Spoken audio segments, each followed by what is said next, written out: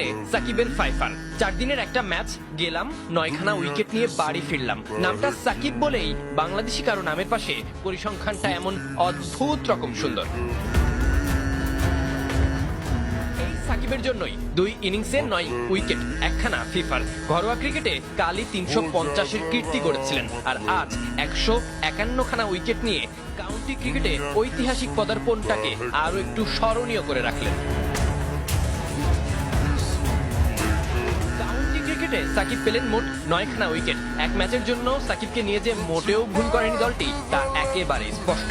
সমারসেটের ব্যাটারদের জন্য রীতিমতো ভয়ের কারণ হয়েছিলেন সাকিব। প্রথম ইনিংসে 4 উইকেট শিকার করলেন, এরপর দ্বিতীয় ইনিংসে ফিফার পেলেন। গতকাল অর্থাৎ তৃতীয় দিন শেষে সাকিবের প্রয়োজন ছিল 1 উইকেট। সামারকে অল আউট করতেও নিতে হতো 1 উইকেট, অর্থাৎ দিন শেষে এসে 1 উইকেট নিয়ে সাকিব নিজের পাশে আরো একটা